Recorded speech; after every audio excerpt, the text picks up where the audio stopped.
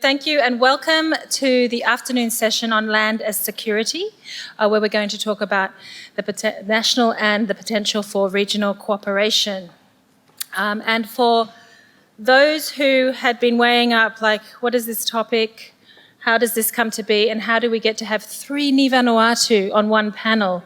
What kind of bias is this? I will say Vanuatu does not disappoint. No. Nor does Maui Nui, nor Solomon Islands. And of course, all of you in the audience who are going to come, we are going to be inviting you soon to be part of this conversation, which is quite pertinent and important to the work that we do. So we know that access to land is critical for our livelihoods, for our shelter, for our food, for our water security. And we know that also across most of our vast Pacific region, we have highly rural populations, and they're living on approximately 50 to 80% of the land that they live on is under customary tenure. Right? So what does this mean then when we're thinking about the need for planned or temporary relocation in the face of climate-induced disasters? Now, yes, that is the other panel that is happening at the same time, and they'll be talking more about the processes of mobility. What we will be talking about here is how that relationship with land, the way in which we work, live, prosper over land, as what we do when land is being lost, but also when land is being created. How do we nurture that relationship, and how is it part of our security relationships? And so can I just get a sense from the room and even from our panellists, who I will soon introduce, who remembers here the Pacific Plan? Okay, we've got 2 hands in the room. Thank you. 3. So it actually kind of predates the Pacific Plan, but okay, who remembers Ramsay? Yeah. Who remembers stories about land-related conflict, particularly in the Melanesian region? Okay, yeah.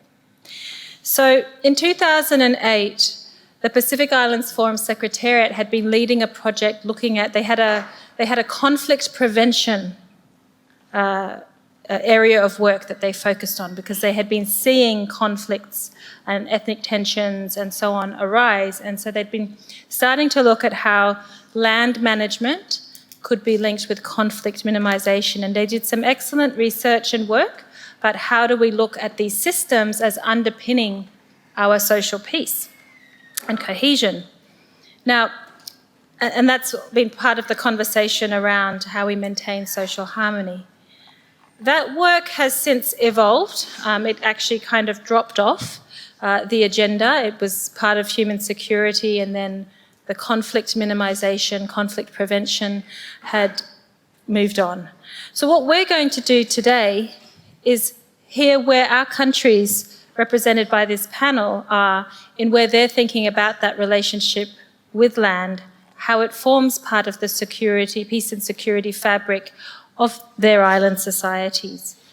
So without further ado, I would like to introduce Ms. Cheryl Ayana, Director General for the Ministry of Youth, Justice and Community Services, and also Ministry of Education. We can give her a round of applause, please, from Vanuatu. We have Mr. George Ho'au, who's the Permanent Secretary of Justice and Legal Affairs in Solomon Islands. Mr. Elwa Bulatari, who is a Technical Advisor to the Malvatu Maori National Council of Chiefs in Vanuatu. And Dr. Vehia Wheeler, who's an Environmental and Cultural Consultant with Sustainable Oceania Solutions from Maui Nui, French Polynesia. I invite you to read their bios in the booklet, but I'm going to ease us straight in. And we wanted to do Storian Talanoa style.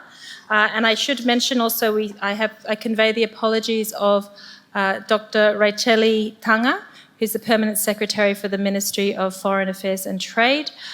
Due to the current advisory to civil servants in Fiji, she's been unable to come today and wishes this panel well. So, I also said earlier to Dr. Vehia, Maruru for being the Polynesian voice on a Melanesian-heavy panel. And for Micronesians in the room, we really want to hear from you too in the Q&A. But let's talk about home. Okay, so let's talk about, where do you call home? So take off your hat, your work hat, your professional face. Where is home? And wherever home is, how do you think about, what's the way you relate with the land where you are?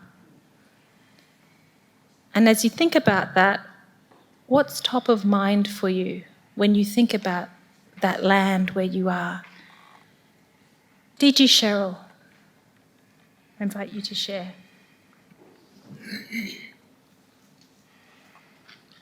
Firstly, thank you for the opportunity to be here this week, and a special thank you to Dr. Dave and the team in PSC and organizers of this workshop, and to be able to sit and be able to participate as a panelist on this very important topic this afternoon is a privilege.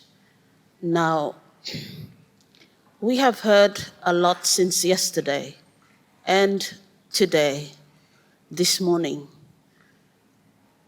When you think about the issues that are surrounding the Pacific Island nations, it brings to mind also the importance, while the ocean is, the blue Pacific continent is guiding us into the future, where we are right now is we are on the land. We are meeting, we are talking, we are eating, we are moving.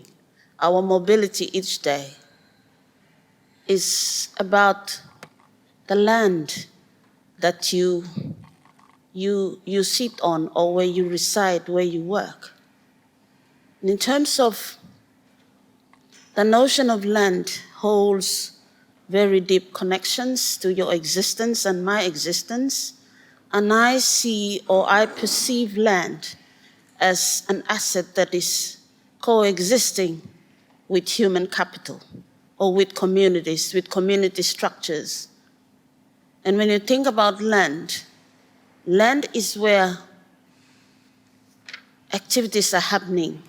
Land is where you realize one day that you, as a baby and as an adult, you are able to walk on ground. It is really true that our Pacific Island nations are covered by a massive breadth of water, our oceans. But at the end of the day, where do we live? We live on the land. And the land, for me, is my life, is my existence, is my community, is my culture, is my tradition. And I believe for the Pacific, or for the region, is home. Thank you. Thank you, DG. P.S. George. Thank you. So thank you. I'd also like to thank Professor Dave for the kind invitation. I will start with two kind of, you might say, standpoints. I would like to, or maybe biases. For me, I think there are two biases for me. Number one is that I'm comfortable with what I don't know. So during the conversation, if something comes up which I don't know, I'm comfortable with saying I don't know. I am saying this in light, I know there's so many distinguished researchers and others within the room, people with acronyms in front of their names, and they know the subjects well. But for me, I'm comfortable with not knowing what I don't know. That's one. Two, the second one is that I am from the southern part of Malaita in the Solomons. My member of parliament is Peter Ken Laurie Jr. Well, he's like a cousin, and Yeah, he's the perfect representative for us. I hope he continues to be the Member of Parliament until 2050. There you go. Oh, thank you, Minister Scotty, for that. See, at least we got a support from Nauero now, see? Yeah, so, but that is from that. So the other people, southern part of Malaita, will inform my kind of, my response to this. So it can be a little different from our other friends in the Pacific, because for us, we wake up every day and look up to mountains, and which is why for the other people, for us, when you give someone a challenge, we thrive in that territory, because we wake up every day, we go to sleep at night looking up to mountains. We scale mountains for food gardens, so it's natural to us. But my response to this around home will be a little different, I think, because I think not much is written about this. I am assuming here. But for the other people, land, we refer to land as mako.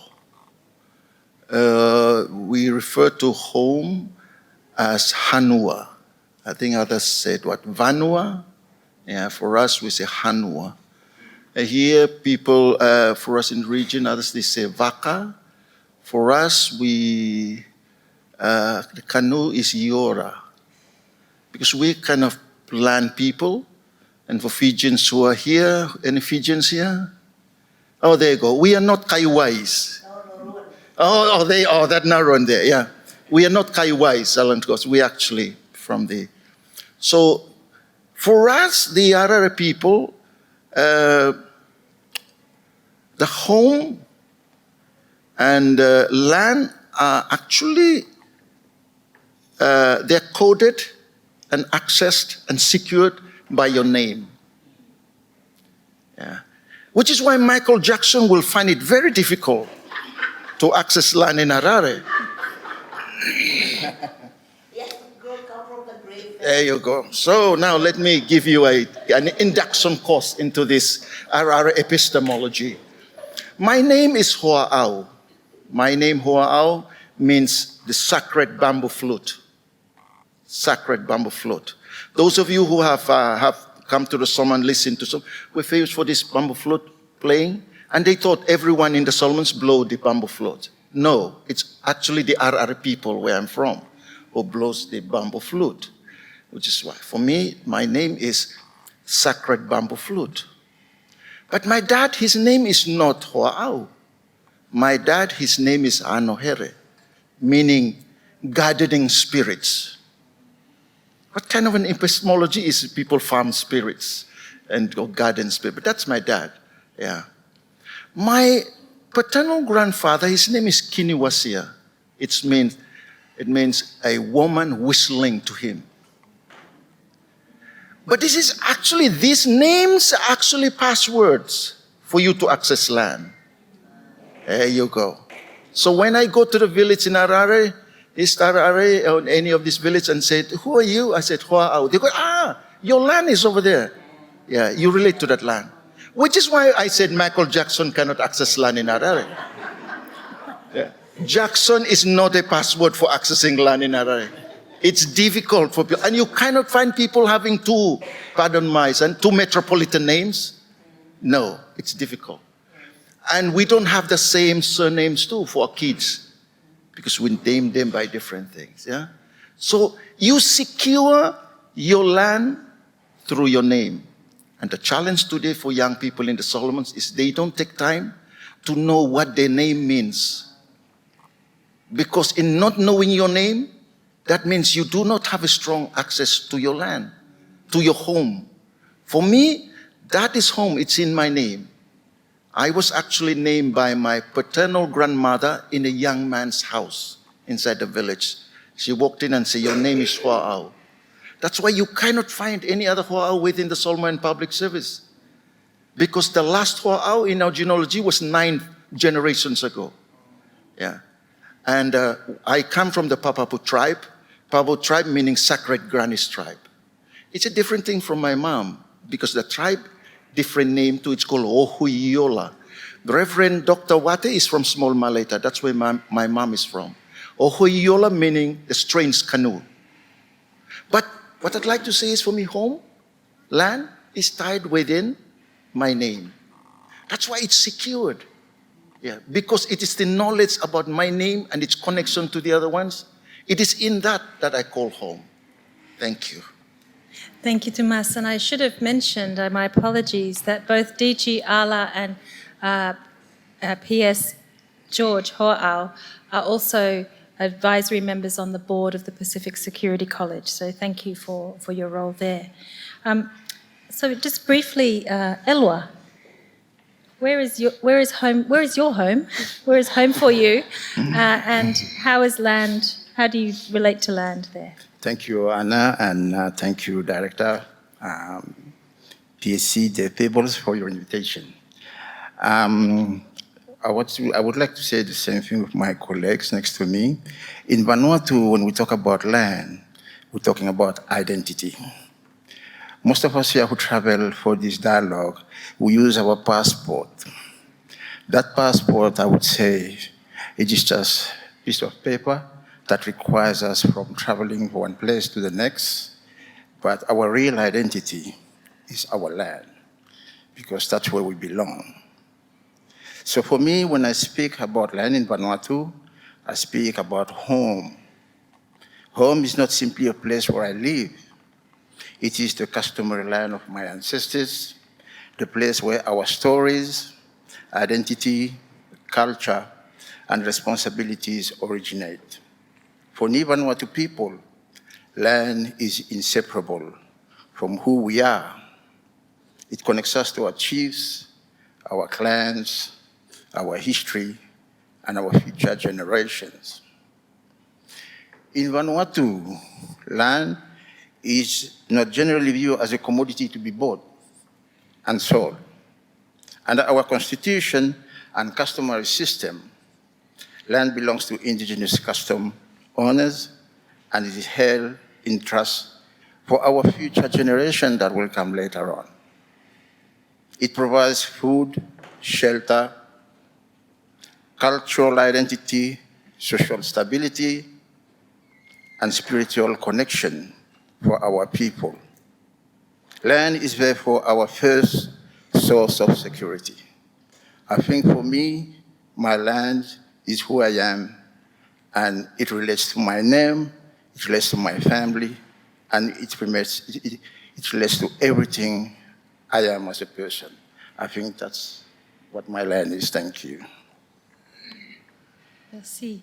We'll ask Dr. Vehia, please. Thank you, Yorana Tato. Thank you so much as well for this panel today, Dr. Anna, and thank you for Pacific Security College for the opportunity to speak today.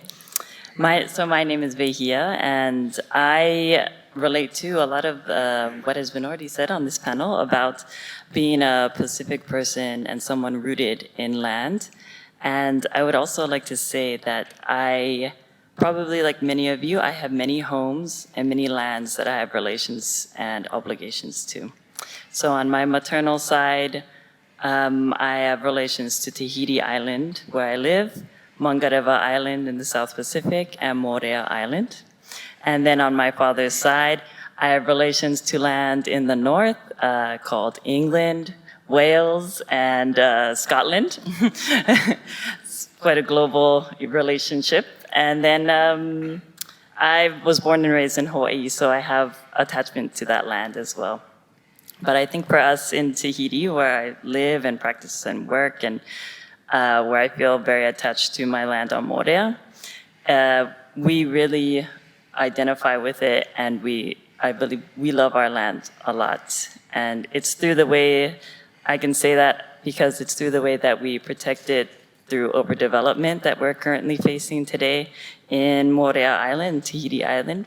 It's also through the ways that we deal with, or we're trying to figure out the ongoing environmental impacts from climate change or from the nuclear testing era that we experienced in our territory. So land for us is the integral part of our identity. So I'm just going to shake it up a little and come back to you, Vehia. It's just, you talked about a couple of pressures on that relationship with land, and you said environmental and nuclear legacy. Could you just elaborate how that pressure then, how it reveals itself, but also then what it means for the communities that are there living with these pressures? Yeah, absolutely. I think if we're looking at the history of our Pacific territory region, we can learn a lot from the experiences that we went through in French Polynesia and the Marshall Islands and Kiribati, and have some lessons learned for our current, what we're saying, polycrisis that we're experiencing today. So our nuclear testing era really challenged our people and their relationship to land. As we experienced radioactive nuclear weapons and that fallout over 30 years in our islands, our relationship to the fish, the ocean, the land dramatically changed and immediately changed to something that we couldn't sustain ourselves with after that time period. So for example, we have some islands in the French Polynesia territory closest to the nuclear testing sites that no longer practice fishing because their fish has been radiated. So they've had to find other ways to live and feed themselves. They don't practice farming anymore either. And so that's 1-2 generations without passing on that knowledge because the older generation couldn't pass on that knowledge of fishing and farming. So now these islands have become very dependent upon imported canned foods as a means of, and it's very expensive, imported canned foods, but as a means of survival. And still yet, they love their land. They will not leave their land. They will stay on their land. They will find ways to adapt to that situation. And it says a lot about resilience, but it also says a lot about the need for secure land, secure, healthy access to land and food. Thank you, Vehia. I'm going to come to Elwa because, these pressures that we find on land can, at times, and we heard it in a session this morning, we heard it from the ASEAN Secretary General, who talked about how when you have social instability, it can link to political instability, and it becomes this unraveling chaos. So how does this relationship around land in Vanuatu, how does that manage for peace? How does it manage to avoid conflict? And you work with the Malvatumari National Council of Chiefs, the umbrella body for traditional leadership in Vanuatu. How does your work come into this conversation about keeping peace over land issues? Thank you. As we know, land is something that in our area of the Pacific, it's a big asset for us, people in the Pacific. For Vanuatu, as representative of the Malvatumari National Council of Chiefs, I would begin by emphasizing that land in Vanuatu is much more than a physical asset when we talk about land. For indigenous Vanuatu people, land is the foundation of identity, as explained before, culture, governance, spirituality, food security, and food stability. Unlike many Western systems, where land is viewed particularly as private property, customary land in Vanuatu represents a living relationship between people, ancestors, and future generations. I've explained that before.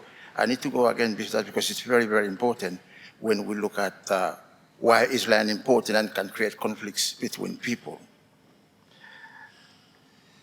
Access to land, therefore, plays a central role in shaping community relations. Land determines where family lives, they grow the food, establish social networks, and maintain cultural practices. It provides the basis for community cooperation and mutual support. Through customary tenure system, individuals and families gain access to land through clan membership, kinship ties, customary rights, and chiefly authority. These relationships strengthen social cohesion because access to resources is embedded within a broader framework of reciprocal obligations and responsibilities. The Constitution of Vanuatu recognizes all land belongs to indigenous custom owners and their descendants. This constitutional protection reinforces customary governance structures and provides legitimacy to traditional institutions that have managed land for generations. As a result, access to land is directly linked to social peace because people understand their place within the customary system and their responsibility towards others. At the same time, as coming back to the question asked, land can become a source of tension when customary rights are challenged and when competing claims emerge, because we always have competing claims where we live. Population growth, urban expansion, infrastructure development, commercial investment, and climate-related displacement are creating new pressures on customary lands. Climate change, this week, we have been talking about the effect of climate change. It's particularly significant because rising sea level, we all talk about it in our atolls, in our Pacific Island countries. It creates coastal erosion, flooding, and extreme weather events may force communities to seek access to new land areas. We spoke about that too this week. Such pressures can increase the likelihood of dispute over ownership, boundaries, resource use, and relocation sites. This is where Vanuatu, when we speak about that, we see that one of the strengths of the Vanuatu context is the existence of customary mechanisms for conflict management. Our chief remains central actors in dispute resolutions in Vanuatu, if there is a claim in a land. The customary system prioritizes dialogue first, consensus building, then there is another word, it's called reconciliation, and the restoration of relationship, the restoration of relationship rather than adversarial outcomes. Because at the end of our dispute, we still need to have to live together. So that's why we put the big emphasis on reconciliation. When dispute arises, usually chiefs, elders, and customary elders convene discussions through traditional meetings. We have a place called Nakamals, where we go, and where the parties are given an opportunity to be heard. The objective is not simply to determine who is right or who is wrong, but once we find out the right people where we're going to be, the exercise is basically to restore harmony within the community. So basically the chiefs, through the system of meetings that we're going to have, we're going to find out who is the right person with the witnesses that we have. There is a system that we go in place where we have, it's a code inside the Nakamal for the chief. So the chief come together and we kind of follow the lineage and everything for them to put back in the right place where the person claimed to be. And that's the purpose of what Malfatumari is doing. I can stop here for a moment. Thank you. Thank you, Elwa, for I think what you've done. You've really helped set out that nexus between land, peace, and security, and that important relationship. P.S. George, how does what Elwa and Bahia have described, how does that relate to your experience in the Solomon Islands, particularly around land, conflict, and peacemaking? Okay, thank you. So, if I may preface my views against, let me say, philosophy first. See, the events that we see now within the region, or nationally with respect to land and security, or any issues that is of emerging concerns now, they cast their shadows before and shadows now beckons to events ahead. Let me repeat again, it's important for researchers here to quote. Yeah? Shadows now beckons to events ahead, but events now, they cast their shadows before. I think that is something I'd like to. Because a lot of time we seem to think things that we are having conversation around, talano around, are new. No, they're not new. Well, even King Solomon in the Bible, like Ecclesiastes 1:9, I think there's nothing new under the sun. If you go looking, you'll find this thing. So that's number one. The second one is, I know a lot of people will not like this, pro-peace. They might not like this, but this is my view. You see, the peace that is secured now within our islands was actually secured with conflicts, wars. It's actually wars that secured the peace that we now have. I say that because if you use archaeology and anthropological evidence, you will find that in all of our islands. Let me give an example to, I know my French Fijians here, and they would say that this man from the Solomon does not have the right to speak on their behalf, but let me, it's my friend, Apollos Mbose. He is currently team leader for justice and legal affairs program Solomon. We were having conversation around this, and he said to me, P.S., we're actually from Soso.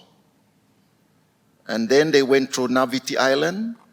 They were on their way to go and, they're actually like traditional mercenaries.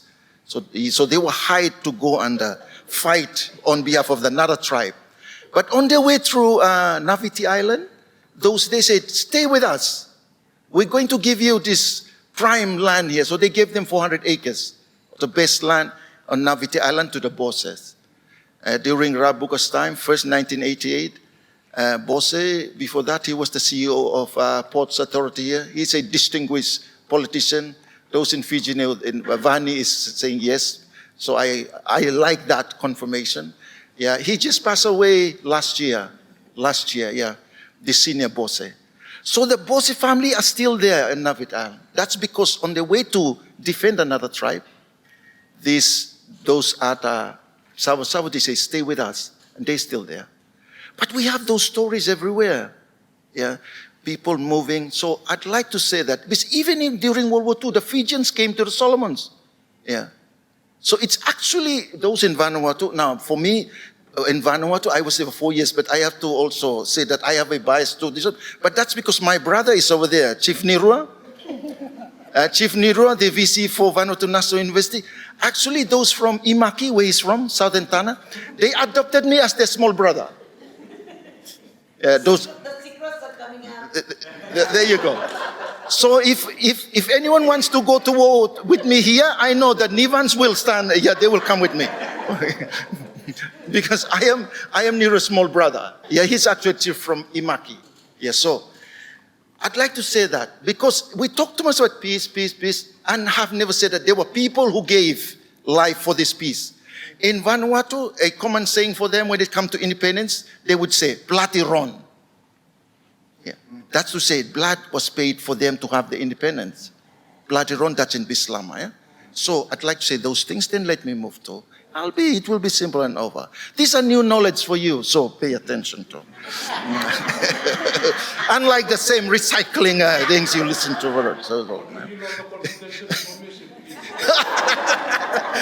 Okay.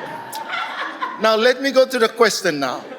You will look around with every question that have impact onto regional conversation and have always to do with that.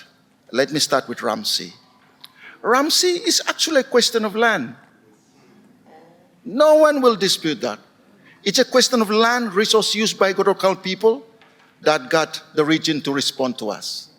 Yeah. If you look at New Caledonia, it remains a question of land at the moment. Yeah.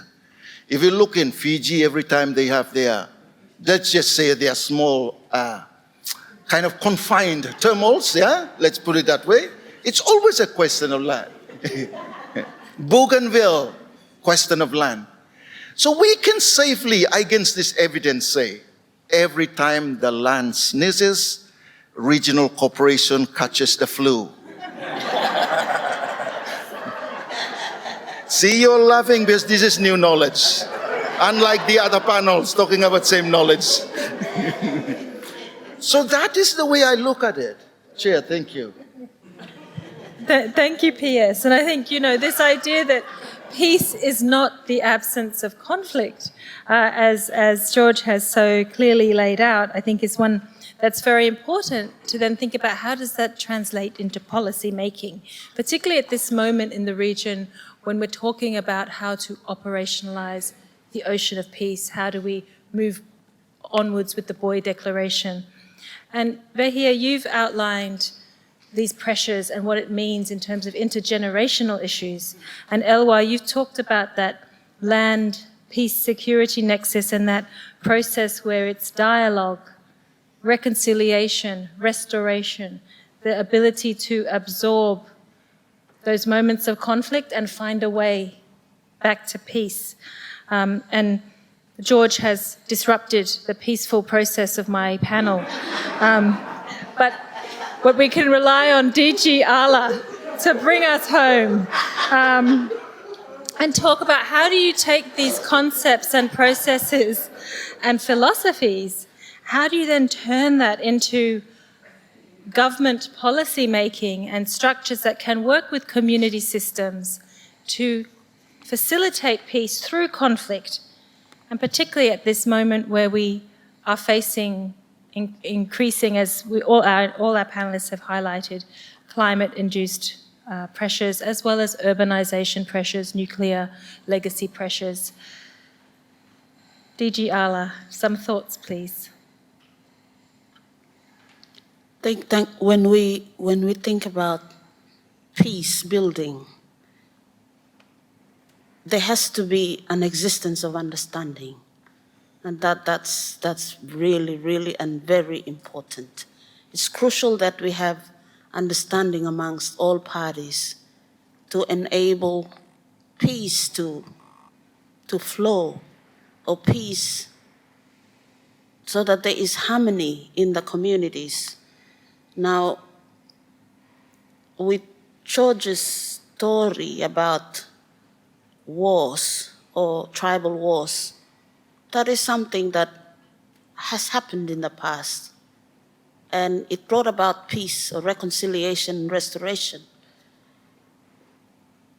But the missing link amongst all parties is the understanding that our communities are able to bring on board, or to have the understanding that, yes, we need to have peace so that our livelihoods continue to prevail or sustain.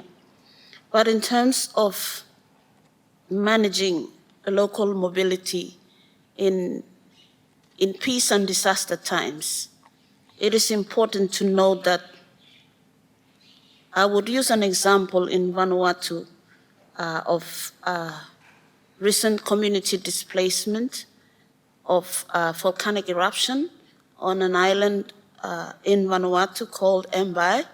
That is where I come from, so it is a lived reality for me.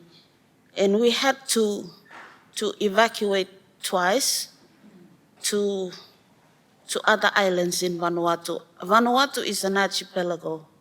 It is comprised of 83 little islands. And when that disaster struck Mbai, it was a moment in time when it comes about bringing a lot of anxiety, frustration, and to be able to build that peace or that stability in a community on a different island is not an easy decision to make. So community displacement and local mobility in Vanuatu happens through a combination of processes, and that is through traditional community systems, government structures, and with support from regional and international partners. That is a normal thing for a disaster that comes, particularly when I would say that during cyclones, we can track the cyclone coming, but you cannot track earthquake, you cannot even.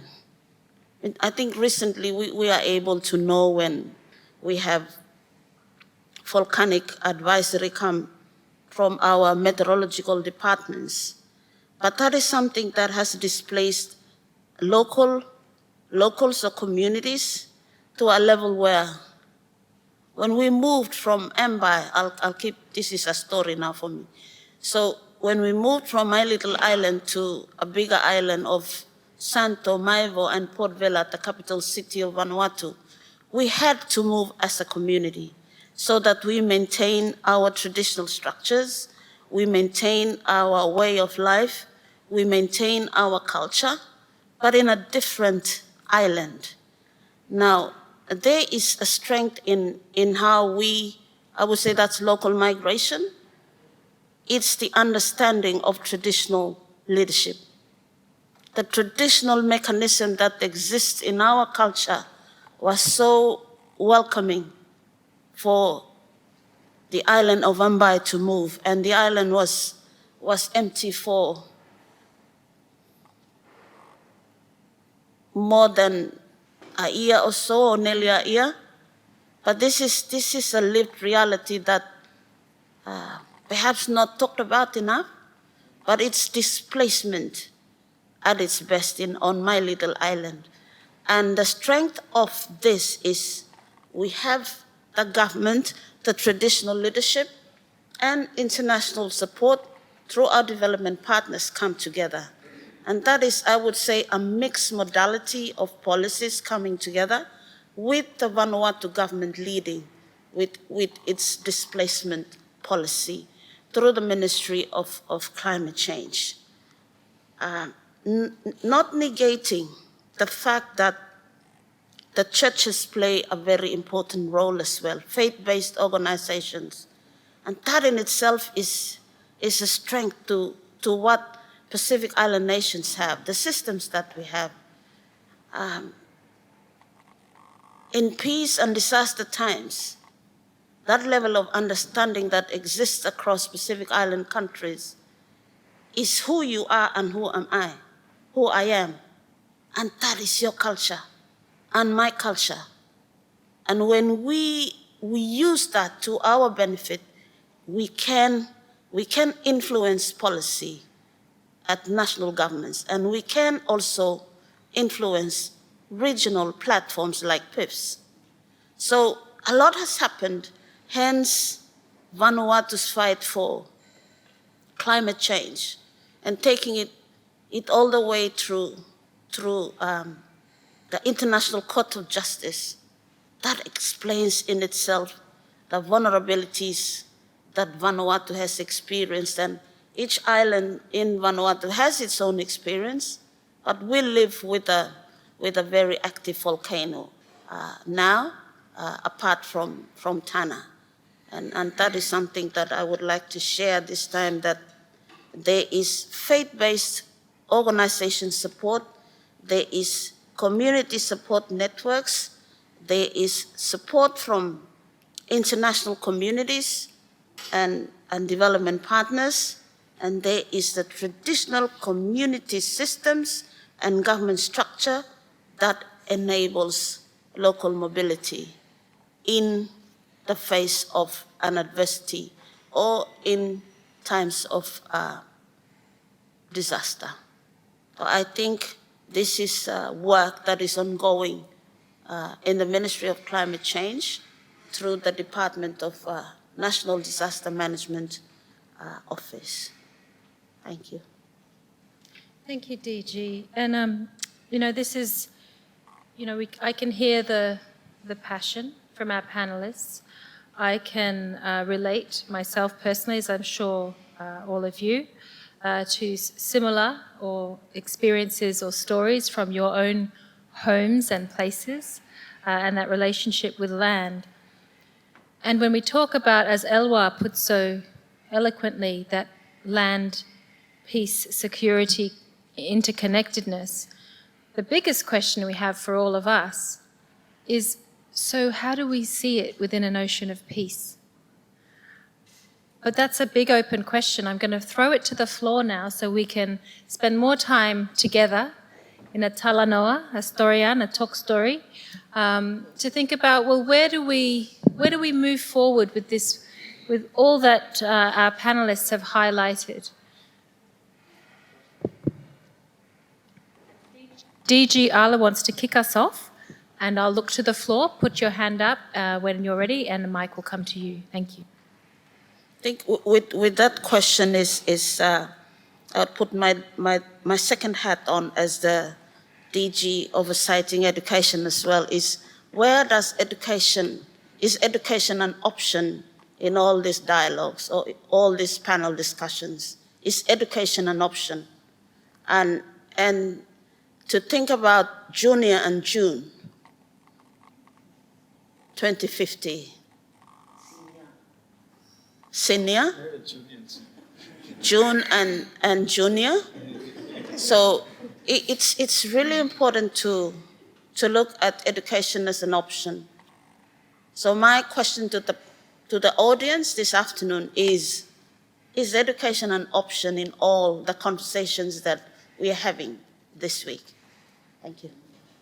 Thank you. See, we turned the tables. We're asking you the questions. This is a panel interview. But I think this is where we come to, and please can I might go to somebody else who I will pretend is not from Vanuatu. We did not organise this.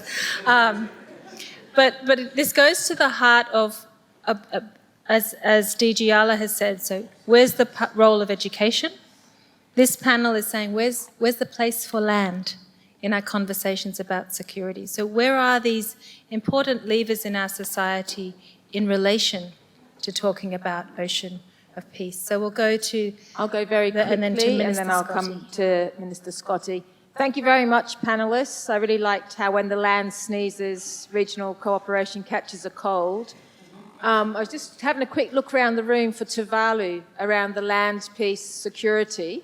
Minister Kofe was talking about the first digital nation and mapping its sovereignty as their land disappears. And I think that's also something that we should be really mindful of, and that if I can be really, try to be smart, I think that's where the education is, mapping it, recording it, teaching it, so that it can be passed wherever we are. Thank you. That wasn't a question, it was a comment. And Madame Scott. Thank you. Oh, I hope I don't catch the flu. But thank you, moderator and panelists, for the very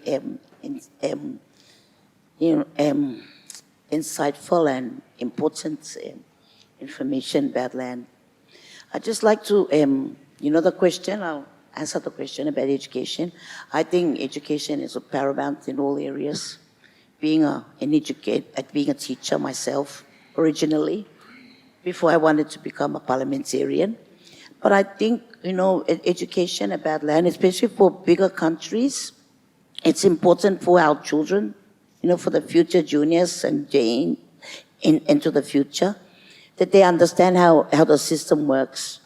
Because, a lot of our children grow up without really understanding. Like Solomon is talking about, the children, they don't really make use of their name, which connects them to their traditional lands.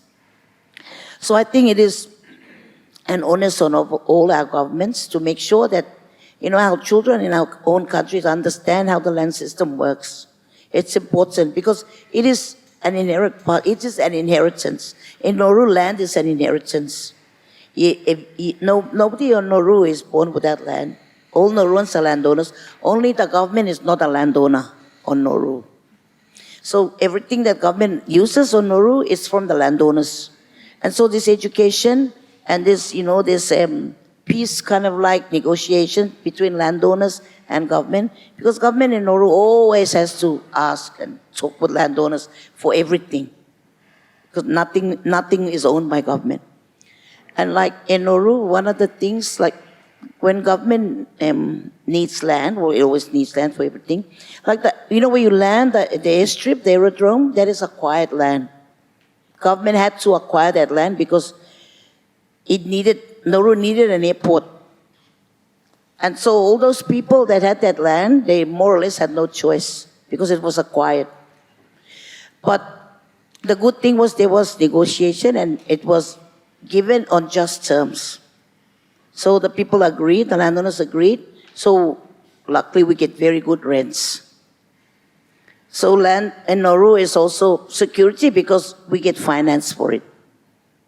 So that's also important that people understand that aspect of land. It is also a security because it is financial independence for landowners. But I think maybe an add-on to that one is probably, with that security for that, the rents that the people, lots of people in the Pacific get rents from their money. I think it'd be good if maybe this forum can help suggest to the leaders or the forum that to ensure that the security is well-founded, when they get that rent, they get taught how to, invest in that money because it's wasted. Because they just get the rent, then they don't know how to spend it. And like on Nauru, the rent is really in the big amounts of money. And because the people are not taught how to use that money properly, it's just wasted on the Chinese shops or going on the plane, paying, going somewhere. So, it's for security for the people. It'd be good if there were programs to teach the people, have investment schemes within their own countries. Invest in companies or something. Because it's wasted. This money is wasted. For me, I know in Nauru, I know it's wasted because it's all there. Maybe 1 week it's all finished and nothing. Then the person waits until the next rent comes. So for me, that's an idea of financial security. Because on Nauru, most of the people on Nauru, we are not business people. We are not farmers. We are landowners, and most of the people on Nauru rely on the rents from government.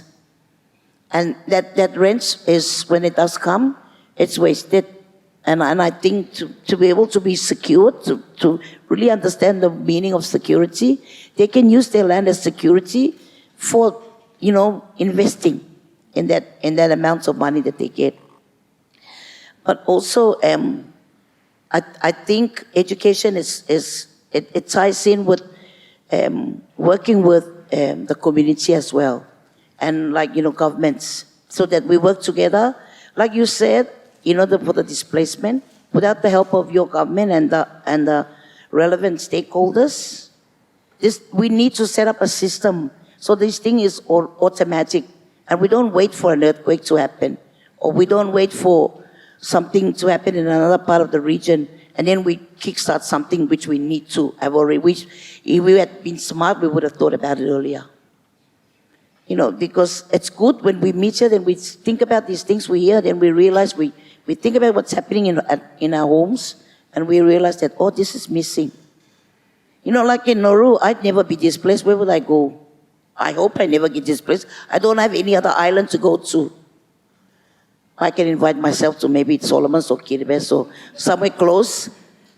But that's the concept I'm thinking about. It's good to have plans in place because of, in case these things happen. Yeah, and just also something like for us on Nauru too, we have, I don't know whether it's in the other Pacific Islands, but on Nauru, well, because I'm the Minister for Land Management and I know all these secrets about Nauru. But in Nauru, we have this Nauru Lands Committee. And this is a group of people that are in charge of, it's kind of like the trust of the elderly, like your board in Vanuatu. But these people, they determine when somebody dies, they determine how the money is spent. If I die, how my estate is going to go. If I don't make a will, then it should be divided equally amongst my children. But the problem in Nauru now is because, in the past, our ancestors, they like to marry the foreigners that come on our land. And the people that are part of the landowners on Nauru, they are nowhere in Nauru for the last 3-4 generations. But they're still entitled to postpaid money when it comes. And the people in Nauru now are starting to think about this because these people are not there. They are not doing any development to our land, but they are entitled to the land because their sale of grandfather, he passed by Nauru and one Nauruan lady fell in love with him. And, they made a family. And that's something that's becoming an issue in Nauru in regards to national issues about land.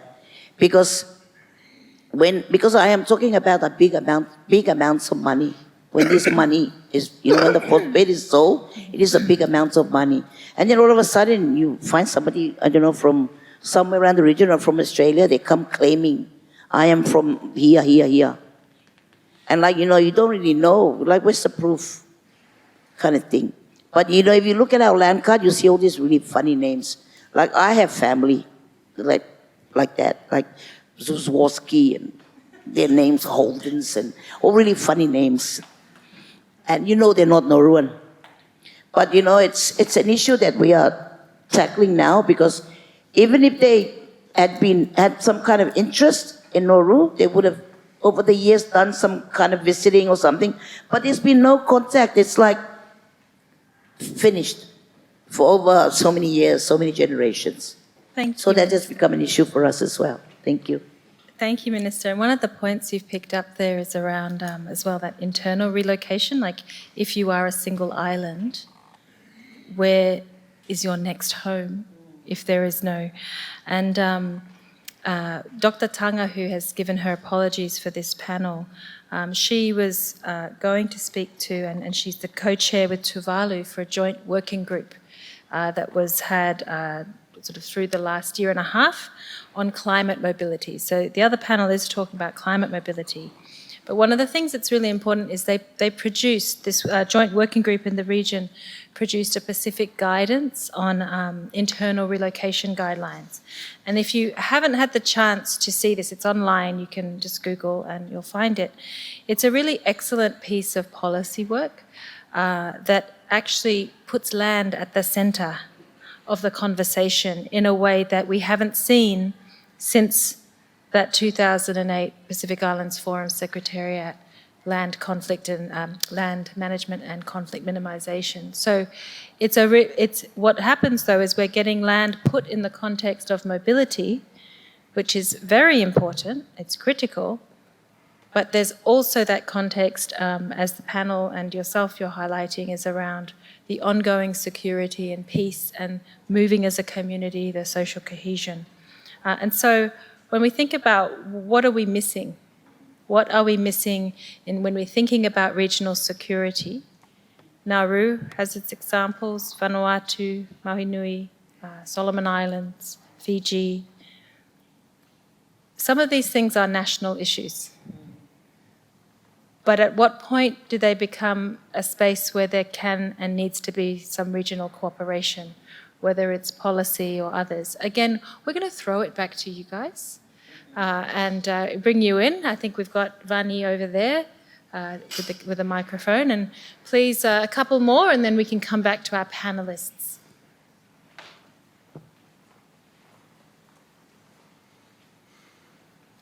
So please introduce yourself and state your question. We'll start with Vani at the back, and then we'll come to the front. Thank you. Yeah, thank you. I just thought maybe to build on the idea that land is central to our security, and you were asking the question around education. What can we do about education? Last week we were convening at the Pacific Communities University, how we were discussing the state of the Pacific Oceans. It was good to hear from leaders in the political, academic, also in the civil society sector. One of the things that, George, was joking about a lot of things, but something that's at the heart of how we see and perceive land is relationalities, is how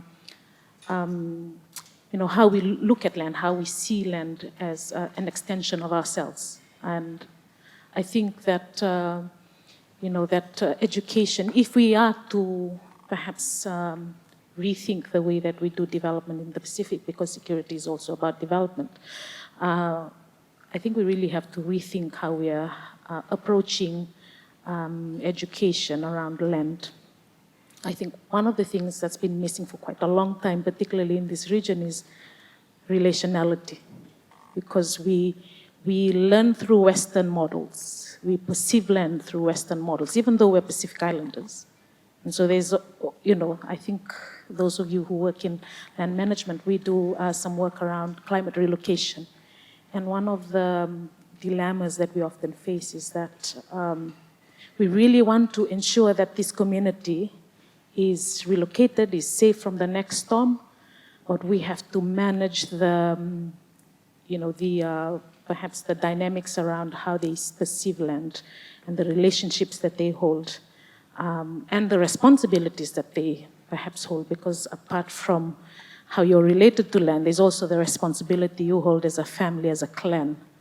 And that often makes, relocation work very difficult, complex.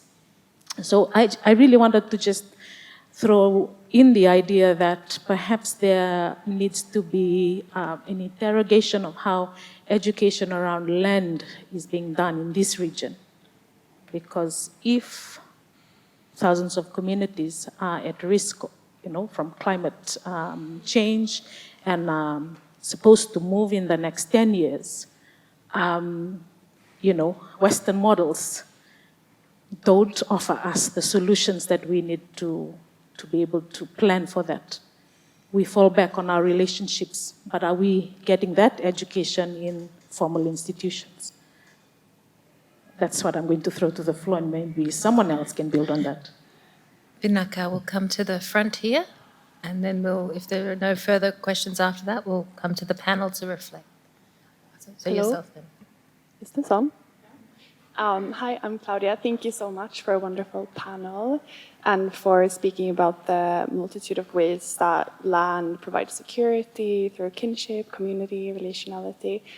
I wanted to ask if you could elaborate on what that means for people who doesn't have rights to land, land rights, and how we ensure security for those people too, thinking about people who have lived in Fiji, for example, for a long time, but doesn't have that same access and right. And I don't know if... sorry, we're just gonna jump off of each other. And I think it's also a good reflection of Pacific history. Fiji has a really amazing history of relocating the Banaban to Rambi, which really points to regional solidarity. But then when you talk about land rights, you're also talking about states in the Pacific that don't have rights to their own lands. So currently colonized states. You've got West Papua, you've got Kanaki, Maui, Hawaii. And these are also things that have been largely absent from the conversation. So what do we do about stolen peoples? So the blackbirds, the slaves, the indentured laborers, but also what do we do about people who don't have access to their own lands? Great questions. And we're going to take one more here from the front and one from back there. Oh, we're going to keep going. Okay, what we're going to do, we're going to take your question. We're going to give two panelists the chance to respond, then we're going to come back. Okay, and we'll keep questions short and answers short. Thank you, Madam Moderator, and thank you for the esteemed panelists. My name is Levi. I work in the government of Nauru as the advisor to the minister. I wear two hats, so the question is in terms of the two hats that I wear. So I just have a question for the panelists, especially in terms of the issues that they've raised for, especially when it comes to ownership and trying to basically come up with a way, because the question that was posed in terms of education, and one of the questions that we're constantly posed in Nauru, especially for women, is because land ownership is matrilineal. And so, when you start to unpack the issues, especially in relation to the theme for this panel, it's not just one clear answer. Some countries in the Pacific are matrilineal. I'm from Fiji and I'm from Nadi. Luckily, I'm a landowner in Nadi.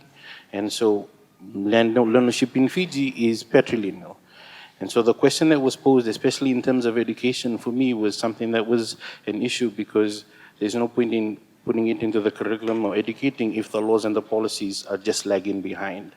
And so you can incorporate it into the education all you want, but if the laws and policies are archaic and there is nothing that actually fills the gap in terms of ownership and access to one of the key issues that's always coming from the landowners, especially here, in terms of my villages, we are resource rich but cash poor. but there is no specific activity that points to ownership and sustainability for the landowners to understand how to turn that resource rich into cash. And then one of the things that have been prominent in the North Pacific is the conversations around generational equity. So if you're talking about things, especially from a regional perspective, I'd like to pose a question to the panelists on how do you think that would look in terms of the panel and especially the theme.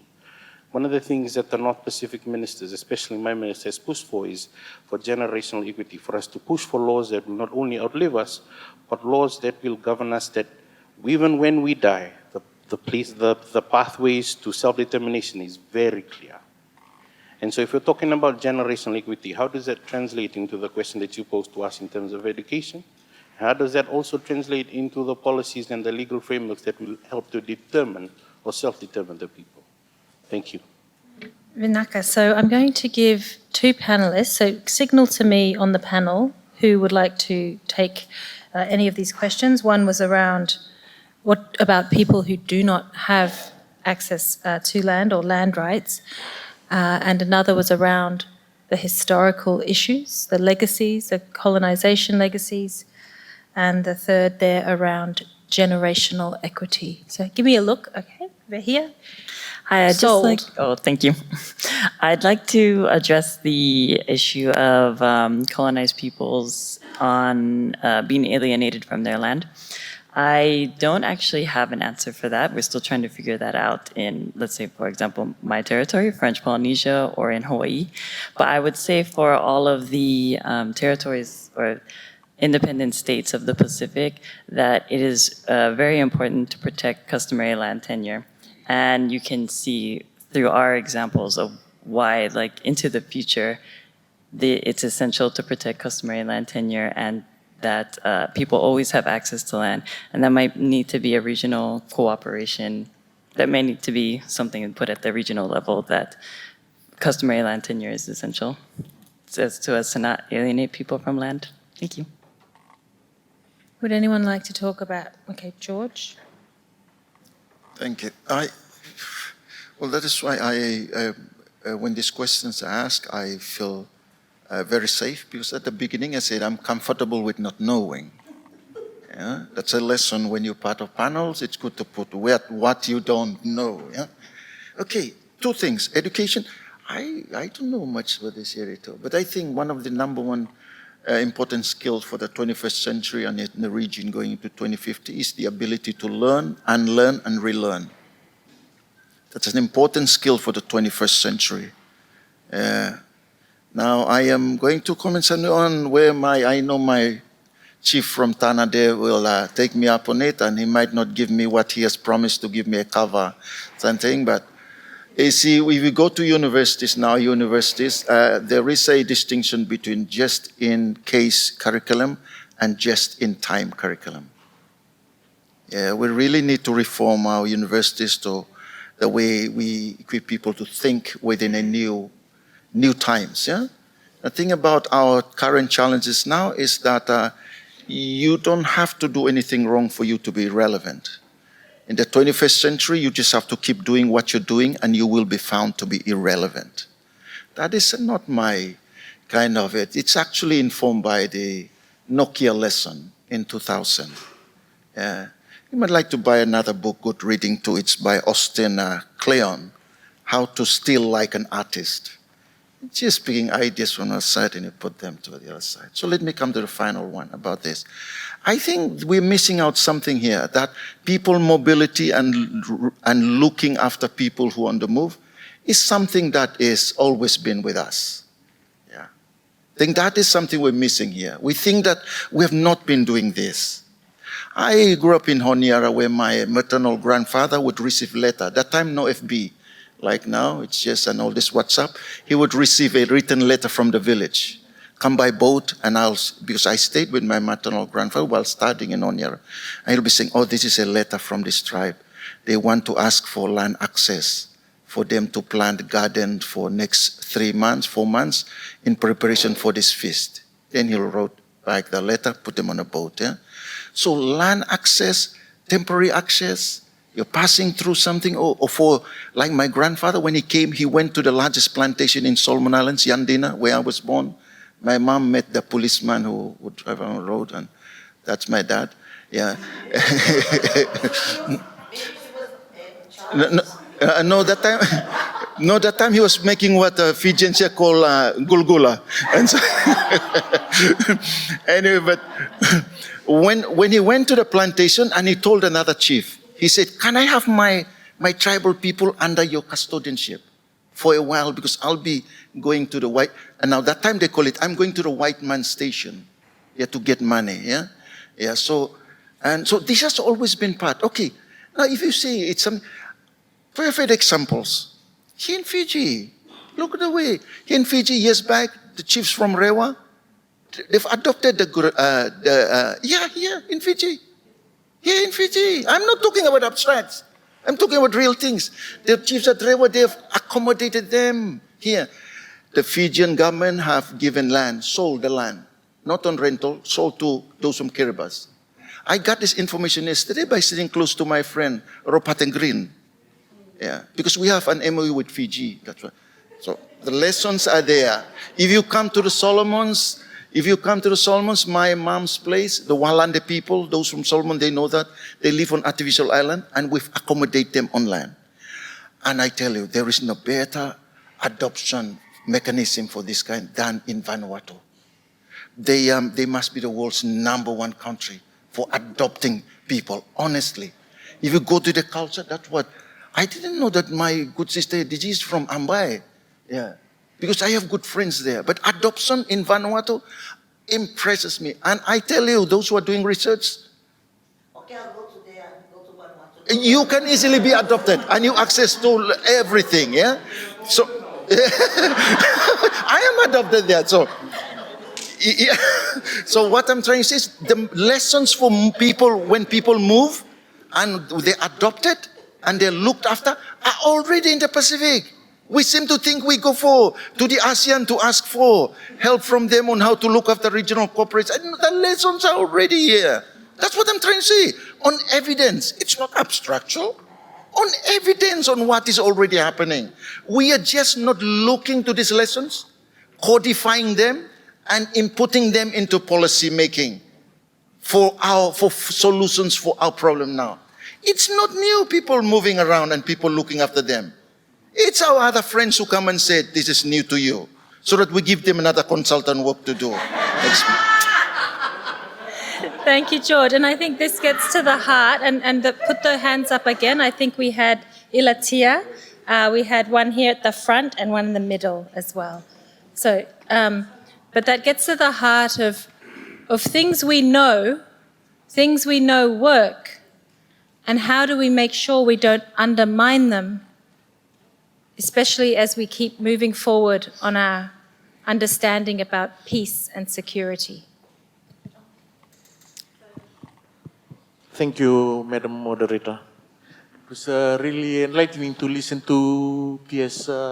George regarding the flu in especially Melanesia. Just acknowledging him as our former Deputy Director General also of the Melanesian Spearhead Group.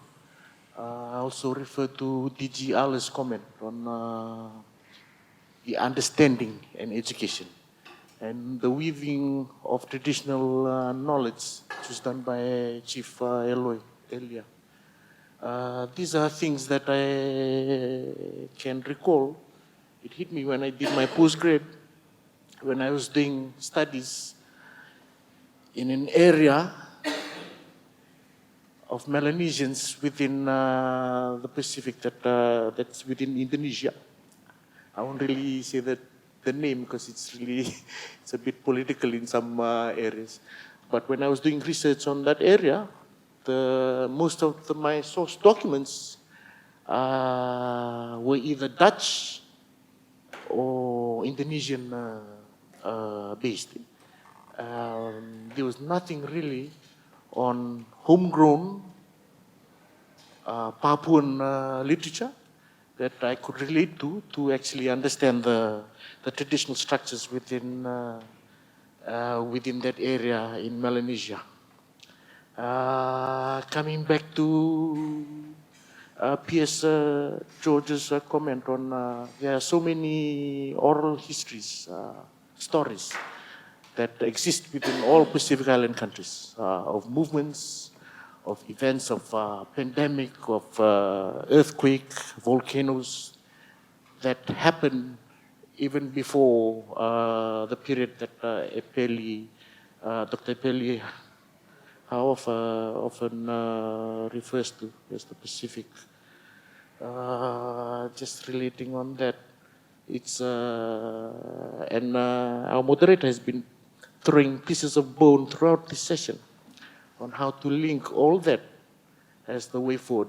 She keeps referring to how to develop policy.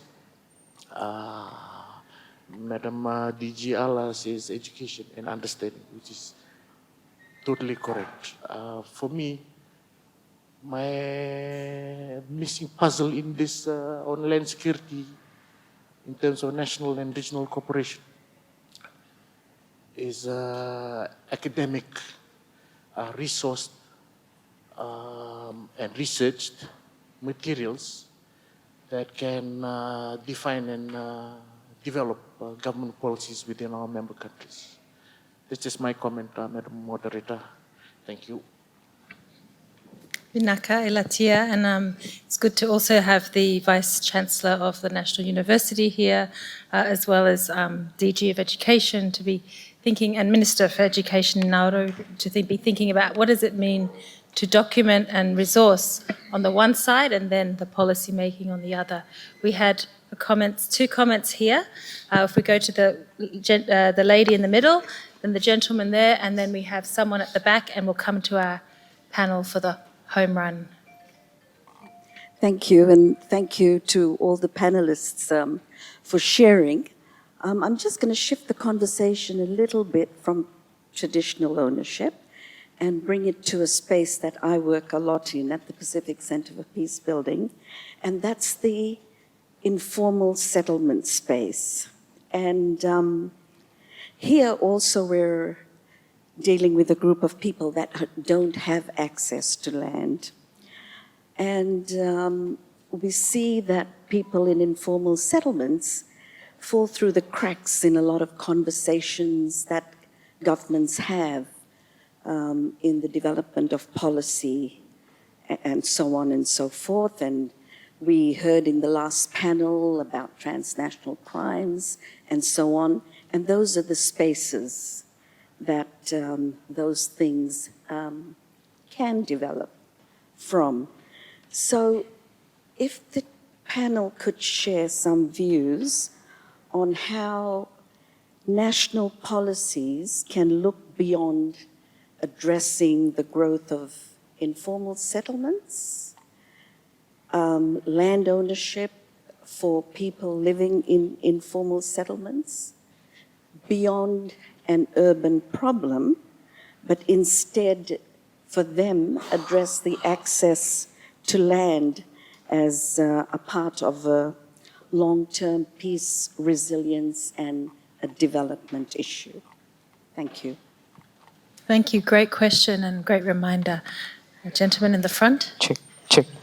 Thank you, moderator, and also other panelists. So my name is Nugi. I'm come from Indonesia. So where other mentioned that Indonesia, I'm come from Indonesia, but now representing the ASEAN Interparliamentary Assembly. So I would like to give some comment, more from different angle perspective, from the law of the sea perspective, because my specialty is not only regional integrations, but also from law of the sea that may relevant to our team, land and security. So based on the UNCLOS 1982, there's a one foundational principle actually, is a land-dominated sea, or uti possidetis juris. A state's maritime, like zone, territorial sea, EEZ, or even continental shelf, in practice, technically is all measured from its land, territory, and baseline. So this means like land is a legal anchor of the maritime sovereignty. For Pacific nation and also for ASEAN itself, for example, this has an existential dimension because when sea level rise happens, for example, in ASEAN also, and land diminish, or even worse, like island sinking. So what happened to the maritime boundaries? Some legal scholar may believe that the land boundaries is an ambulatory, so and shift with the baseline and coastal conditions means like losing land by international law is also losing the sea. So this is why preserving land is really essential for ASEAN. We try our best to like give some several initiatives like a giant seawall and also the reclamations, not only for population needs, but also for protect maritime entitlement technically. Yeah, thank you. Yeah, thank you very much for sharing that, because I think that's quite relevant as well in terms of the 2021 Pacific Island Forum Leaders' Declaration on the preservation of maritime zones in the face of climate change-induced sea level rise. And Tuvalu has been a great leader on that point. So we're taking note of the questions, and I'm just looking to the panel to think about who wants to address the conversation about informal settlements. But before we do that, we're going to come to the gentleman at the back. Thank you. Yeah, it's going to be real quick. Patrick Delay, President of Palau Community College. I actually came to this panel because I wanted to hear what I thought was the biggest security issues, the Chinese use of the land in the South Pacific. Are you prohibited from talking about it? Or is it just like the elephant in the room, we will leave this conference without hearing about it? That's why I actually in this room. Is that a question for me and would you like to continue? Okay. So was it around Chinese use of land? Is that the question? Yes, use of land, whether it's leased, whether it's bought, whether it's under security guarantees or guidance, they actually have their land in perpetuity. And they're really not theirs, it's People's Liberation Army. Thank you. Thank you for the question. So we'll come back to the panel, and we're going to keep this brief so that we can finish to the time, if I may ask our panelists to respond. So please speak to either one of these questions that was asked. One was around where is the space for informal settlements when we're looking at a policy around land, and can we look at it as a national peace building process within national policy. We have a question there around how is the treatment of foreign-owned land, and this could be China, it could be any countries, because naturally it's working with the laws of your country. So how is that handled, addressed, or viewed? And the third, reflecting on our comment there from our colleague from ASEAN, is how we're thinking about maritime boundaries and that relationship with land and coastlines. And if you are able to answer those questions, or if, as George says, you can say, I don't know.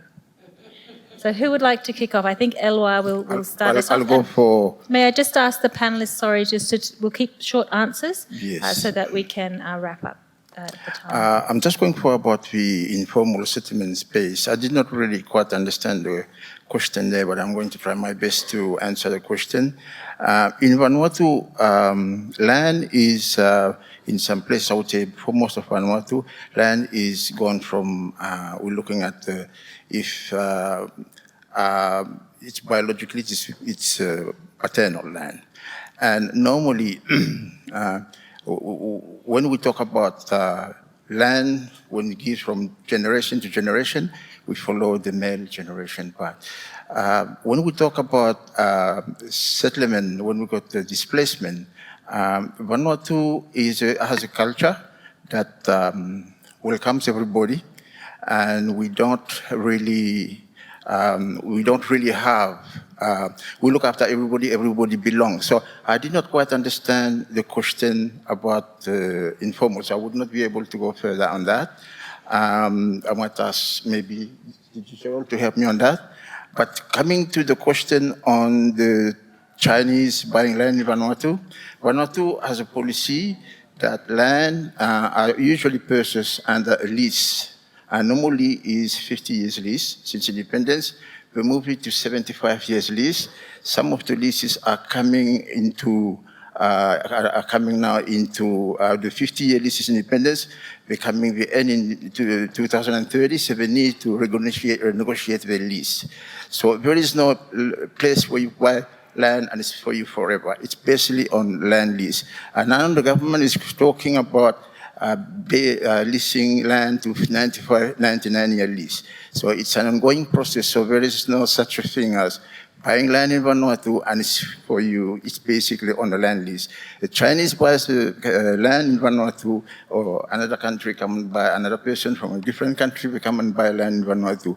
It's basically on the process of leasing a land. It's not just buying for you, for good. So I think that's what I'm going to answer for those two questions. If somebody comes back on that settlement, please. Thank you. And I have just been reminded that the panel was meant to end a while ago, half an hour. I had no idea. So I really apologize to the panelists and the audience. But I will ask our remaining panelists to respond very briefly to that which they would like to, and then we'll thank them. Thank you. So we'll go to perhaps Vehia, then George, then Cheryl.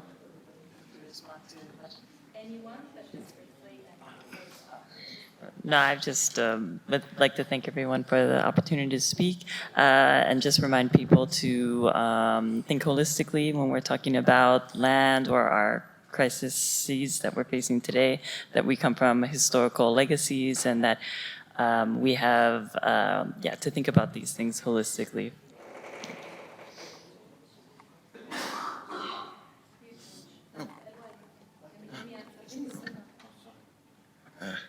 Okay. Okay. Well, one with my sister Florence, that in the Solomons, under the previous government, they have codified, registered some for informal settlements, and so giving them land in Honiara. That's a good example. And finally, the case of as Tuvalu, preservation of territory. Yeah, that one. This is very interesting to me because 11 years ago, in New Zealand, I raised that question to a professor from University of Melbourne who was made a model on Japan when the sea would go down. And he said that that will never happen. So I am pleased that this is a case of an academic thinking that is smart, but is not really smart. But that time I said, what if a country in the Pacific would go underwater, but will it still be able to say that territory belongs to me? Now 11 years later, and Tuvalu has proven that. Because for one reason, it will be, maybe other reason too, but for me one reason, that to do with tuna. Can Tuvalu be, okay, I'm saying Tuvalu, but if they move, yeah, can they still use FFA to say tuna that is caught within the territory, money from that still belong to me? That to me is the number one question, why for territorial preservation. No one is talking about that yet. Thank you. I think in terms of informal settlements are symptoms of distribution of resources.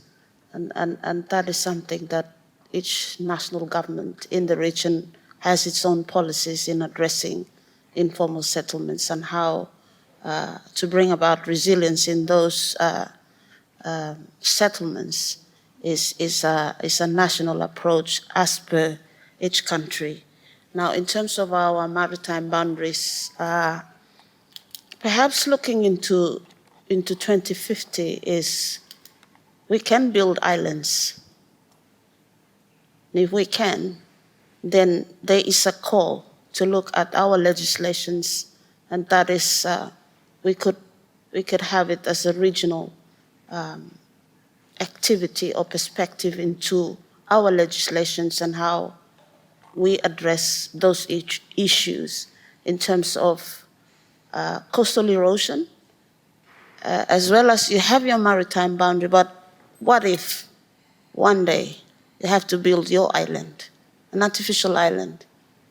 And I think these are areas to think about and to work towards. And I think the legislative approach is of essence to our regionalism, to look at and where we can collaborate, use resources and also look intrinsically at the potential that each island nation has and be able to bring out the best for the region. And if we say we look within, the potential is across the region or the Pacific Island nations. And I think from the point of law, rule of law, look at the legislations where commonalities prevail, and we can work together in addressing future issues. Thank you. Thank you. Please join me in thanking our panel. Thank you so much. And while we did not necessarily get to the regional cooperation question, we hope that that keeps you thinking as you go into your next final session. Please make sure you get the chance to have some tea or coffee and then join us for the youth panel. My apologies to everyone for going over time. Thank you.